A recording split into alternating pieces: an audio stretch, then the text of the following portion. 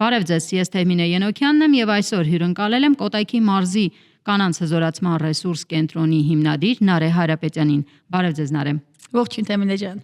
Շնորհակալ եմ մեզ հյուրընկալվելու համար եւ առաջին հարցը, որ կուզենամ ուղղել ձեզ, ինչպես որոշեցիք հիմնադրել կանանց հզորացման ռեսուրս կենտրոն եւ ինչ նպատակներից ելնելով եք հիմնադրել այս կենտրոնը։ Նախ շնորհակալ եմ հրավերի համար Թեհմինե ջան, շատ հաճելի է տեսնել նման հարթակներում մարզաբնակ կանանց ներկայությունը, ինչպես նաև մարզային գործունեություն ծավալող կազմակերպությունների ներկայությունը, որովհետև մենք մշտապես եւ հաճախ այն երիտասարդները, որոնք հիմնում են կազմակերպություն, մտածում են, թե իրենք ստվերում կմնան Երևանի հետ ինչ որ անառողջ մրցակցություն կլինի, որը իրականում մի քիչ միֆ է, բայց այո, այդ վախը շատերն են ունենում մարզաբնակ եւ մտածում են իրենք ստվերում են լինելու, այնպես որ շնորհակալ եմ դրա համար։ Ինչպես հիմնադրեցի կազմակերպությունը, իհարկե կազմակերպությունը այնպես չէր, որ մեկ օր արթնացանք եւ որոշեցինք հիմնադրել, հիմքում ընկած էր կազմակերպության այն երիտասարդական շարժումը, որի ժամանակ դու դեռ կհիշես Հրազդանի երկաթի հանքի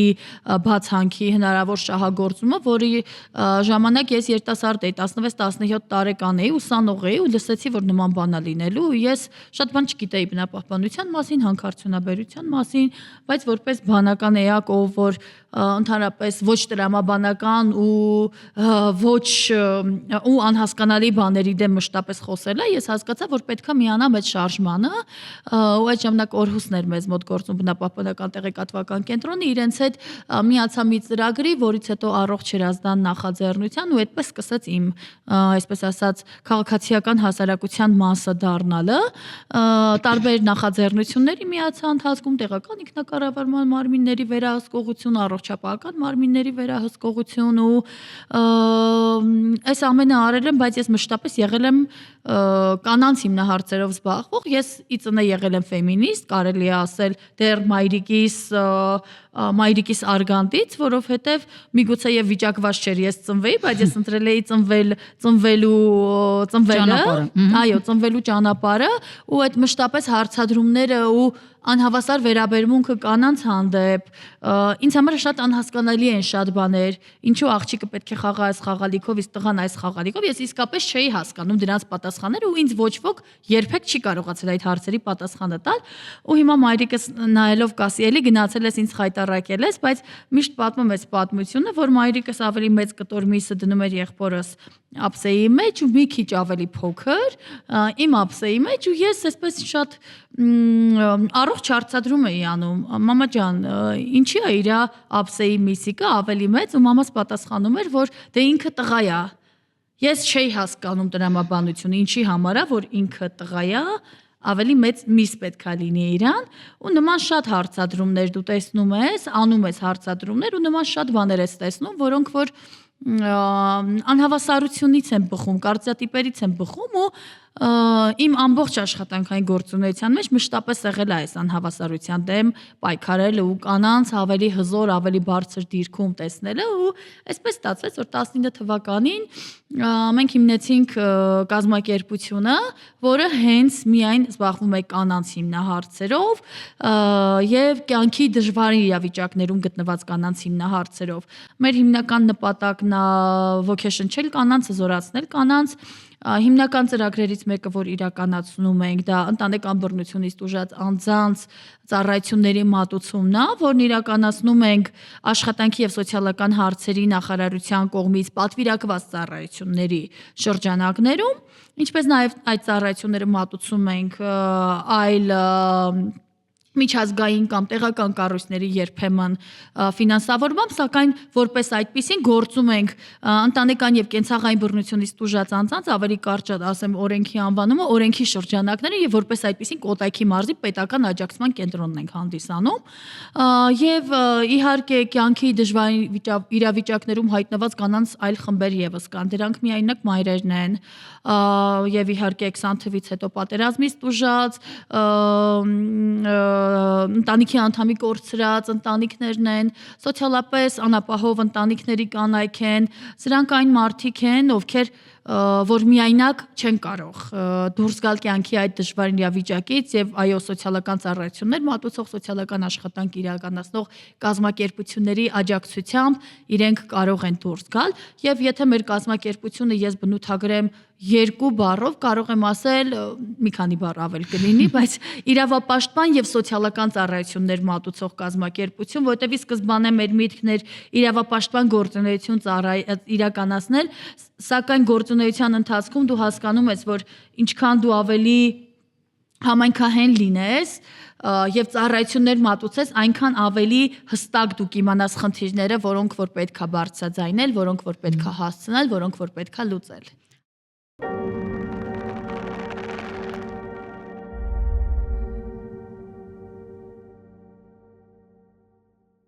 Այ խոսեցինք հատկապես մարզում կյանքի դժվարին իրավիճակներում հայտնված կանանց մասին, հատկապես միայնակ մայրեր, գուցե պատերազմում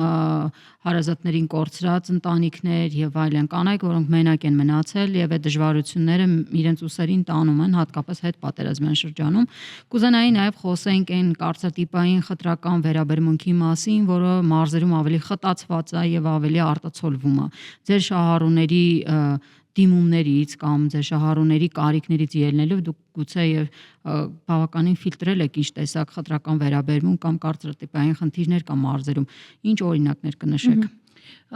Որպես ընտանեկան բռնությունից տուժած անձանց հետ աշխատող կազմակերպություն կարող եմ ասել, որ շատ հաճախ ընտանեկան բռնության զոհերը մնում են բռնության շրջափուլի մեջ հենց կարծրատիպերից, հասարակության վերաբերմունքից եւ այն դժվարություններից ելնելով, որոնք որ կարծում են, որ իրենք կհանդիպեն բռնության շղթայից դուրս։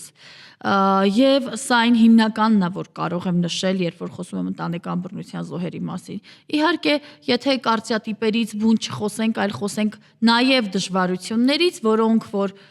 նույն ունեն տնտեսական, սոցիալական հիմքեր, որոնց որ անձը կարող է բախվել եւ դրանից ելնելով ինքը մտածում է ավելի լավ է ես մնամ բռնության շղթայի մեջ, այսպես ասած կեղծ կոմֆորտ զոնա է ստեղծում բռնության զոհը, որովհետեւ ինքը երբեք չի մտածում, որ ինքը դուրս գա շատ դժվար է լինելու, վայ բա որ սոված մնամ, վայ բա որ տանիք չունենամ գլխիս վերևը գոնե այսպես գլուխս կախ, թեկուս ծեծվելով կդիմանամ, հա, նման ինչ որ բաներ են ասում այս կանայք, բայց ես մշտապես մեր աշխատանքն է, որ մենք ավելի նուրբ ձևերով հասկացնենք ու կանանց հասցնենք, որ գիտեք դեռ Հայաստանում ոչ ոք անօթևանությունից ու սովից չի մահացել, բայց տարեկան ունենում ենք առնվազն 15 դեպք կնասպանության, որոնք որ ցավոք, այո, ինչ որ պահի կարող ենք մենք կանխարգելել։ Միգուցե աջակցման կենտրոնը չէ, բայց մեր համալիր աշխատանքը պետության հետ, միգուցե մասնավոր մարդիկ, չգիտեմ, բայց այո, բռնության շղթայում մնալ պետք չէ։ Այլ տեսակի կարծրատիպեր իհարկե ու այս կանայք նաև հենց այն կարծրատիպերը, որ կարող են իրենք պիտակավորվել, երբ որ ամուսնալուծվեն կամ թողեն գնան, որովհետև երբեմն լինում է, որ բռնարարը նաև հարբեցող է եւ մի բան բռնարարի հետ է լինում եւ օրինակ իրեն կարող են մեղադրել կնոջը, վայ, տեսար դու թողեցիր գնացիր ու իրան մի բան արեց բռնարարը։ Մենք ունեինք վերջերս նման դեպք, հենց մեր շահառուներից մեկի հետ պատահեց եւ ինքը թողել գնացել էր, բռնության ենթարկվել տարիների ընթացքում ամուսինը գրություն էր գրել նախկին, որ եթե հետ չգաս, որը սարսափելի բռնարար, ես ինքս ինձ կսպանեմ ու շանտաժի տեսք է, ձև է եւ 95% դեպքերում երբեմն 99% դա չի իրականացվող, դա պարզապես մանիպուլյացիա է բռնարարի կողմից, բայց ցավոք այս մարդը ինքնասպան էր եղել։ Ու պատկերացրեք այն բեռը ու այն հասարակական ճնշումը, որ այս կինը ամբողջ կյանքում տանելու է։ Պատկերացեք իր նման հարյուրավոր, հազարավոր կանայք։ Նշեցիք, որ Կոտայքի մարզում առնվազն ձեզ հայտնի է 15 կնասպանության դեպք։ Սա ամբողջ Հայաստանի մասշտաբով։ Իսկ եթե մենք ավելի հստակեցնենք, Կոտայքի մարզում դիմումները շատացել են, քչացել են, վիճակագրության մասին խոսենք եւ բռնության ենթարկված կանանց եւ սպանության դեպքերի։ Շատ լավ։ 17 թվականին մենք ընդունեցինք ընտանիքում բռնության ենթարկված անձանց, ընտանիքում բռնության ենթարկված անձանց պաշտպանության եւ ընտանիքում համերաշխության վերականգնման մասին օրենքը 17 թվականի դեկտեմբերին ընդունվեց, 18 թվականի հունվարից մտավ ուժի մեջ։ Օրենքը սահմանում էր, որ աջակցման կենտրոններ պետք է հիմնի պետությունը բոլոր մարզերում եւ առնվազն յուրաքանչյուր մարզում մեկական, այսինքն արդեն օրենքի շրջանակներում պետք է գործեն այս կենտրոնները։ Առաջի տարին, երբ որ աշխատանք եւ սոցիալական հարցերի նախարարությունը գործարկեց ծրագիրը պիլոտային, այս ծրագիրը իրականացնում էին ՊՕԱԿ-ներ ամեն մարզում գտնվող։ Իհարկե, այնքան էլ հաջող չէր այդ գործունեությունը, որովհետեւ այս մարդիկ վերապատրաստված չէին համապատասխան,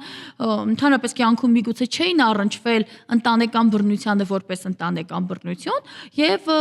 չհաջողվեց, հա, որից հետո արդեն աշխատանքի եւ սոցիալական հարցերի նախարարությունը համայնքական հիմնադրամի հետ հուշագիր կնքեց կանանց աջակցման կենտրոնի հետ Երևանի, որը Հայաստանում առաջին եւ միակ կազմակերպությունն էր այդ բան, եւս մեկ կազմակերպություն կար, առաջին կազմակերպությունն էր, որ կանանց նման ծառայություններ էր մատուցում, որպեսզի վերապատրաստեն մարզային կազմակերպություններին։ Եվ մենք արդեն 20 թվականից իրականացրել ենք այս ծրագիրը, անցել ենք վերապատրաստումը 19 թվականից եւ 20 թվականից հանդիսանում ենք Կոտայքի մարզի աջակցման կենտրոն։ Իհարկե առաջին տարին, երբ որ իրականացնում էինք ծրագիրը,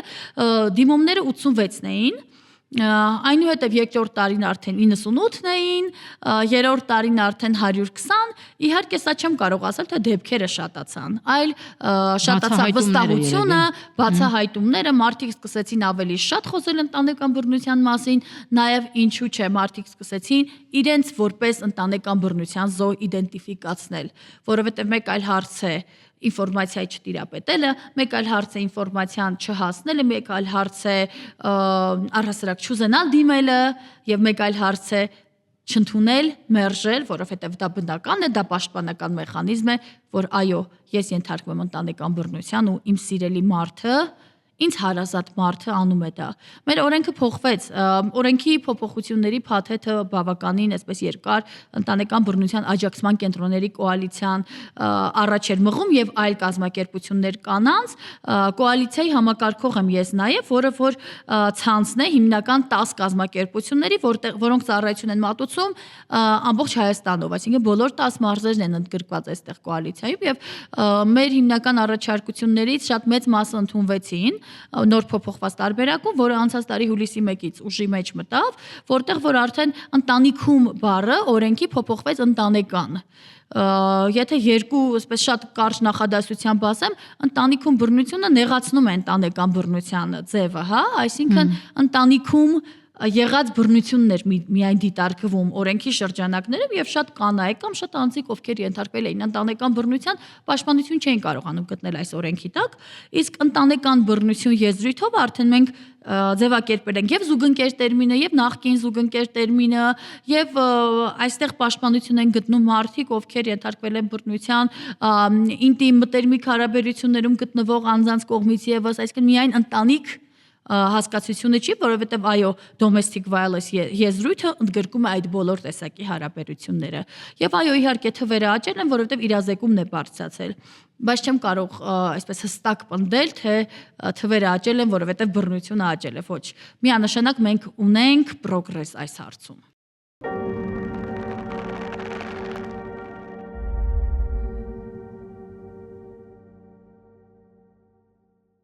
Խոսեցիք ընտանեկան բռնության մասին օրենքի ընդունման փոփոխության մասին եւ հատկապես մարզային իրավապահ մարմինների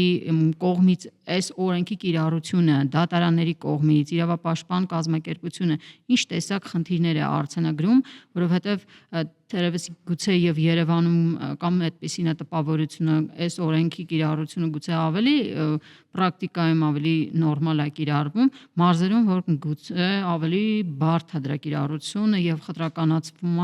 զոհայնացվում են կանայք ավելի շատ, քան Երևանում, թե սա ուղղակի միֆ է կամ կողքից այդպես է երևում։ Շատ լավ հարց ես տալիս, Թևմինե ջան, իրականում ընտանեկան բռնության աջակցման կենտրոնների հետ, ընտանեկան բռնությունից տուժած անձանց աջակցման կենտրոնների հետ, աշխատանքը պետական մարմինների հետ շատ ավելի այսպես մի փոքր ավելի սահուն է ստացվել, քան միգուցե այլ կազմակերպությունների համար, որովհետև մենք իրականացնում ենք պետական ծառայություններ եւ շատ հաճախ որևէ պետական մարմնի կամ տեղական մարմնի ներկայացուցիչ, եթե նույնիսկ չուզենայել համագործակցել, պետք է համագործակցի օրենքի շրջանակներում, հա։ Այսինքն տարբերակ չունի։ Տարբերակ չունի, այո։ Եվ նախկին օրենքի առաջնային տարբերակում 10-րդ հոդվածը սահմանում էր, որ օրինակ անհետաձգելի նախազգուշացման որոշումները ոստիկանը պետք է ուղարկի աջակցման կենտրոն, պետք է ուղղորդի նաև անձին բռնության ենթարկված աջակցման կենտրոն։ Այստեղ իհարկե բաց ունեինք, հաճախ դա մնում էր միայն թղթի վրա, բայց մենք մշտապես եւ աշխատանք եւ սոցիալական հարցերի նախարարության հետ եւ ներքին գործերի նախարարության հետ շատ սահուն իսկապես այս մարմինների հետ մշտապես սահուն աշխատել ենք, որ կարողանանք վերապատրաստել ոստիկանական համակարգի անձանց, սոցիալական համակարգի անձանց, հենց վաղը մենք ունենք վերապատրաստում սոցիալական ոլորտի, միասնական սոցիալական ծառայությունների 20 մասնագետների համար վերապատրաստում ունենք եւ ոստիկանական համակարգում անչափահասների գծով եւ ընտանեկան բռնության կանխարգելման բաժիններն էին զբաղվում ընտանեկան բռնության հարցերով, ԱԳ եւ ԱԲԿ բաժինները եւ մենք այսպես տարիներ շարունակ աշխատեցինք իրենց հետ վերապատրաստեցինք, հասանք մի կետի, որտեղ որ այո բոլոր աշխատակիցները արդեն գիտեին համարյա թե բոլոր, հա, ունենք դեռ կարծրատիպային աշխատակիցներ, ունենում ենք երբեմն այսպես ասած բողոքներ քաղաքացիներից, սակայն վերադաս մարմինների մակարդակով կարող եմ ասել, որ այդ մշտապես վերահսկման տակ է եւ մշտապես մեզ այսպես ասած փուշ են անում, որ մենք բարձրաձայնենք, եթե լինում է խնդիրներ որևէ վարչության կողմից, հա, որևէ դրդում են, հա։ Այո, այսպես ասած։ Եվ սակայն նախորդ տարի, ինչպես գիտեք, հոկտեմբերից ոստիկանության նաև բարեփոխումներ եղավ եւ համայնքային ոստիկանությունը արդեն պետք է զբաղվի, այսինքն ԱԳ եւ ԱԲԿ բաժինները որպես այդպեսին չկան եւ համայնքային ոստիկանությունը պետք է զբաղվի ընտանեկան բռնության դեպքերով եւ մենք ՄԱԿ-ի բնակչության հիմնադրամի հետ ընտանեկան բռնության աջակցման կենտրոնների կոալիցիան եւ ներքին գործերի նախարարությունը վերապատրաստեցինք 1800 ոստիկանի բոլոր մարզերից եւ այնպես էլ Երևանից։ Կարող եմ ասել, որ իրականում շատ մեծ տարբերություն չկա Երևանի ոստիկան հետ, թե մարզային ոստիկան է, որովհետեւ այստեղ հարցը ավելի շատ մարդու անձի կարծրատիպային լինելն է։ Իսկ դատավորների կողմից ինչ կասեք։ Դատավորների կողմից էլ կարող եմ ասել, որ ոստիկանական համակարգի հանդեպ, եթե շատ անկեղծ լինեմ, ավելի դրական ու բարվոք եմ տրամադրված, քան դատական համակարգի հանդեպ, որովհետև եթե ոստիկանների հետ որևէ չափով մեզ հաջողվել է աշխատել եւ որոշակի կարծրատիպեր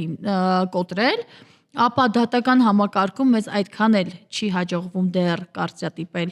կարծրատիպեր գործել եւ միայն այն, որ կանայք հեսա կհասնեմ այդ պահին, Թեմինե ջան, կանայք դատարան մտնելով ես լսում էի շատ հաճախ, երբ կանայք գալիս էին մեզ մոտ ու ասում էին, որ ես հասա դատարան ու չկարողացա խոսալ։ Ես ընկճվեցի այդ պատերի ներսում, մենք բնականաբար հասկանում ենք մեր շահառուներին, երբ գալիս են ու նման բան են ասում։ Բայց ես առաջին անգամ հասկացա դատարանում որպես կին գնալը ու որևէ գործով անցնելը եւ նույնիսկ կին դատավորի կողմից ի սկզբանե որոշակի արդեն իսկ կողմնակալ վերաբերմունքի արժանանալը ես դա զգացել եմ իմ աշկի վրա։ Ու եթե ես եմ դա զգացել իմ աշկի վրա, երբ որ ես մտնում եմ դատարանի պատերի ներսում եւ առաջին արձագանքը դատավորի կողմից ես զգում եմ, որ իմ հանդեպ պայմանավորված է իմ սեռով, միգուցե հիմա շատերը ասեն, դե էլի սկսեցին չափազանցնում են, ինչ կապ ունի քո սեռը, շատ մեծ կապ ուներ, որովհետև գործը հենց որոշակի նման հանգամանքների մասով էր գնում ու ես հասկացա, որ այստեղ կա նախատրամադրվածություն։ Ինչը որ իմ համար այսպես պահի տակ ես չէի կարողանում խոսել, հա? Այսպես մի քանի վայրկյան ես ստոպ արեցի, հետո ասացի Նարեկ ջան, մի հատ հիշի դու ով ես ու ուր ես եկել։ Բնականաբար արդեն իմ խոսելուց հետո դատավորի նախատրամադրվածությունը փոխվեց, բայց ինչու դա պետք է փոխվի իմ կրթական մակարդակի կամ իմ մասնագիտական գործունեության հետևանքով։ Ինչու դա պետք է կախված լինի, ինչու պետք է դատավոր ունենա նախատրամադրվածություն իմ հանդեպ որպես կին։ Ես ասում եմ, որ ես դա զգացել եմ ու ես կարող եմ ասել, որ դա ռեալ է։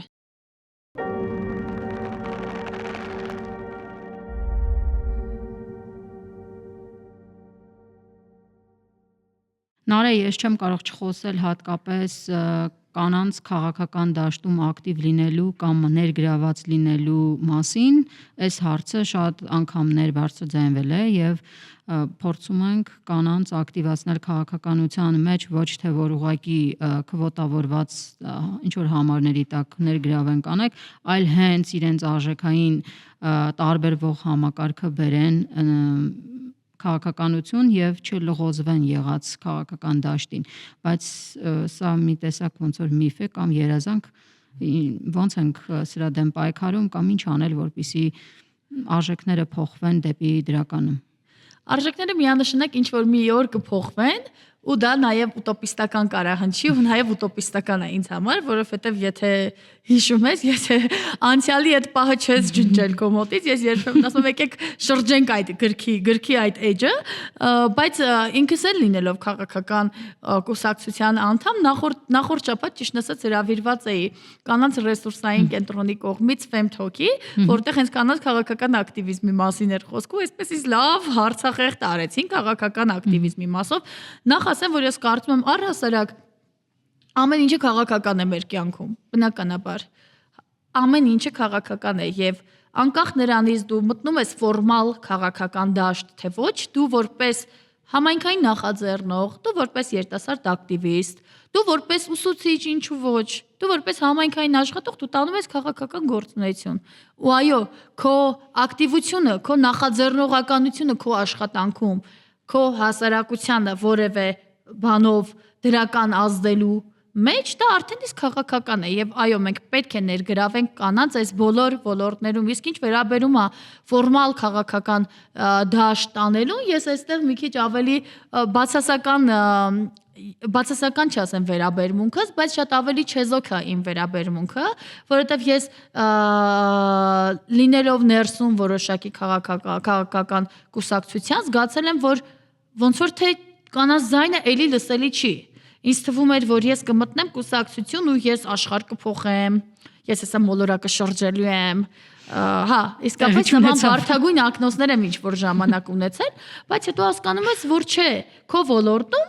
դու շատ ավելի քաղաքական գործունեություն կարող ես ծավալել։ Ես այնքան ժամանակ, այո, ինչքան իմ ոլորտում եմ եղել, ես շատ մեծ արդյունքների եմ հասել, որոնց որ ես չէի կարող հասնել որևէ քաղաքական կուսակցության շրջանակներում ու ես սա շատ բարձրաձայն եմ ասում ու շատ հպարտությամբ եմ ասում եւ այո մենք կանանց պետքա ոգևորենք որովհետեւ կանայք վախենում են դառնալ ինչի՞ չէ ավականու անդամ, կանայք վախենում են ավականու անդամ էլ չդառնալ, չխոսել համայնքային որևէ հարցով, չբողոքել, որովհետեւ կասեն էս եք ավելի ճվճվում, հա շատ հաճախ տղամարդուն ով որ կփողոքի չեն ասի ոչ մի բան, բայց այդ կնոջ օրինակ կարող են պիտակավորել ճվճվացող լիրբ, չէ՞, որը անձը որը որ բողոքում է, ում բողոքը արդար է, տեղին է ու որևէ խնդրի լուծում այս մարդը պահանջում։ Եվ կանայք կարող են լրացվել, որովհետև ոչ մեկ չի ուզում որ իրան անվանեն լիրբ։ Իր հարևանության մեջ, իր միջավայրում Եվ այստեղ մենք շատ անելիք ունենք իհարկե։ Մեր աշխատանքը այն ինչ որ անում ենք կանանց հետ, մենք ունենք safe space-երի գաղափարը, կանանց եւ աղջիկների համար ապահով տարածքների գաղափարը, որտեղ որ մենք պարբերաբար հրավիրում ենք բոլոր կանանց ու աղջիկներին ու խոսում ենք ամենատարբեր հարցերով։ Կարծրատիպերից սկսած մինչեւ քաղաքական, ֆորմալ քաղաքական մասնակցություն, քաղաքացիական ակտիվիզմ, այս այն մանր քայլերն է, բայց այն փափուկ քայլերն է, որը որ օգնում է կանանց տեսնել, որ իրենք մենակ չեն, որը որ օգնում է կանանց տեսնել, որ իրենք կարող են մի բան անել փոքր քայլերով, որտեղ մենք չենք էլ ուզում տալ մարդկանց այն իլյուզիան, որ դու հոպ հեսա կթռնես ու աշխարհը կփոխես, որտեղ մի օր մեզ այո տվել էին ինչ որ ժամանակ մեզ այդ իլյուզիան ցավոք։ Այդ իլյուզիայով ես ինչ որ ժամանակ ապրել եմ, որից հետո ես տեսել եմ, ապրել եմ նաև այսպես ընկճվածություն կամ հիասթափություն ավելի ճիշտ ասեմ եւ ես չեմ ուզում այդ հիասթափությունը տալ որովհետեւ երբեմն մարդիկ հիասթափությունից չեն կարողանում դուրս գալ եւ ես չեմ ուզում այդ պատասխանատվությունը ունենալ ու ինչի՞ չէ կանանց առաջ տանելու փոխարեն մի հատ էլ հետ տանել ու այս մարդիկ հիասթափության Վատ փորձ ինչ-որ ունեն։ շրջանի մեջ ընկնեն։ Անչափ շնորհակալ եմ այս անկեղծ զրույցի համար, մեզ հյուրընկալվելու համար։ Հուսով եմ հետագայում մենք կունենանք այն ոչ ուտոպիստական, բայց իրական Հայաստանում արժեքային փոփոխություն ու հատկապես կանանց մասնակցությամբ։ Ուզում եմ հիշեցնել, որ մեր հյուրն էր Կոտայքի մարզի Հրազդան քաղաքից կանանց հզորացման ռեսուրս կենտրոնի հիմնադիր Նարէ Հայրապետյանը։ Ցտեսություն։